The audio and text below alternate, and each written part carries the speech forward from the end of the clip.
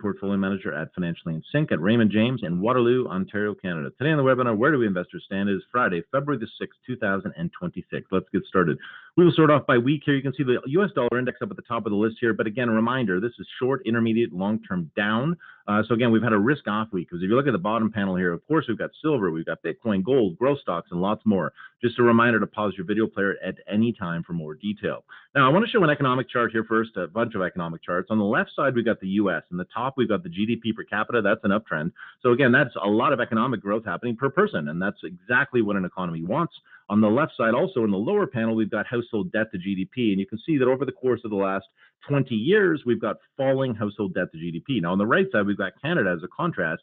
Now, over the same time period, Canada, you can see on a household debt to GDP, it has certainly not come down. We've continued to be borrowing a fair bit here relative to the size of our economy, and more importantly, in the right top, you can see this is not quite the same trend. In the course of the last 6 years or so, Canada's really been struggling here. We've added a lot of people, but we have not added growth for those people, essentially. So again, the reason I want to show this is because just because there's news and narrative, and certainly economically, I think it's fair to say with a higher unemployment rate and lower productivity, Canada is the weaker of the two countries. From a stock market standpoint, the Toronto market has been very strong, and it has been stronger for sure. On the right side, you can see the Toronto stock market experiencing some selling pressure last week, but at the same time, this is clearly an uptrend. Whereas on the left side, we got a lot more chop that's been happening over the course of the S&P 500 on the daily. Both are RSI 5 oversold as we look at them. But again, let's move on. In the bottom panel, you can see here the VIX S&P model here that I have is in the zone. What that means is that volatility in red has come upwards, and that usually means the stocks, of course, have come down, which they have in a short-term correction. And now what we want to see to put another buy signal on the chart, a green circle, would be to see volatility come down and collapse, essentially, which would signal that the panic period is over. Now, I do want to talk about this because there's been some market shifts. There's been a lot of rotation, and this is the ARK Innovation. Again, I'm showing this because it's a proxy for growth investing as I see it. And so this had sort of formed a very nice looking breakout here earlier last year. And now what's happened is we've turned course and we've given it all back. And so this is important because as investors, we want to know that some stocks, of course, are more volatile than others. We want to understand their character. Here's 4 stocks, some of which you've heard, some of which we've certainly invested in over time. And that's Roblox, Robinhood, Palantir, and DoorDash. You can see they are down anywhere from 30-odd to 60%.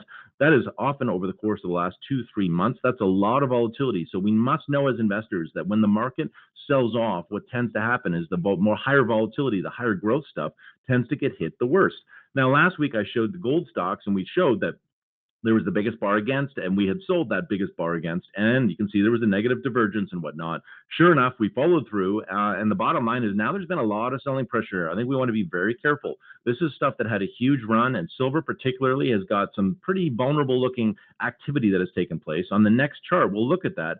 Sprott Physical and Gold, clients own this. CEF trades dual listed on both the Toronto stock market and the US market. You can see our prior buy points in green. You can see back in the fall doing the same thing, just a little more kind of back in history, if you will. The same bars start showing up, and that tends to sort of be a reason to take profits from my perspective. You can then certainly buy things back, but this is a huge rally. And we essentially sold right at the high there on the same day that I had showed on January the 29th. And you can see my tweet here at the time talking about who, again, we're not accepting returns of any kind if this ends up being some kind of important level.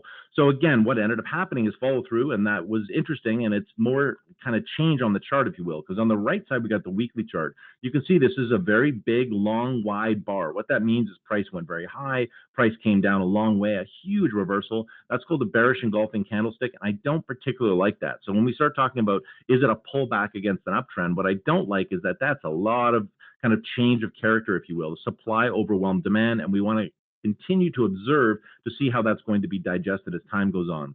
The uranium stocks have been very strong. Again, lots of, of course, energy demand around the world.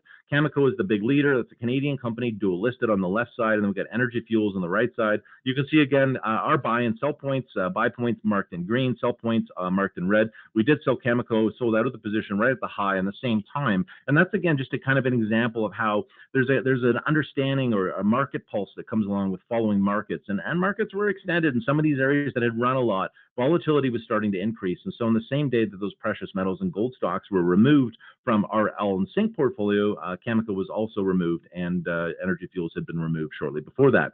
Now, KLA Corp. Last week I also showed this, and we talked about the pre-market. Well, in the pre-market, the stock was down 10.3%. By the end of the day, 15.2%. This is a strong stock. It's been a strong stock for a long time. They reported, softer earnings and sales growth. You can see here on the top left. Bottom line is $50 billion disappeared in KLA Corp since then.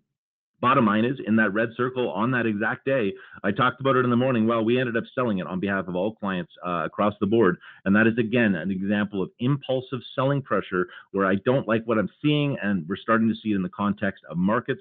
And essentially, again, you got to remember that when it comes to stock market investing, selling earlier than later is generally a good thing because, again, the selling pressure can become too intense, too much money gets lost. Here's the chart since the October 22 bottom for risk assets. You can see Bitcoin here up 232%, only slightly now outperforming gold, up 194%. There's the two North American stock markets, and there's bonds, and certainly the U.S. long bonds are negative. Again, Bitcoin's had a bigger sell-off. We'll look at that in more detail in a second. But again, the bottom line is we always want to know what we're investing in. Here on the left side, we've got Bitcoin on the monthly chart. I've drawn a horizontal line across the 2020, 2021 highs.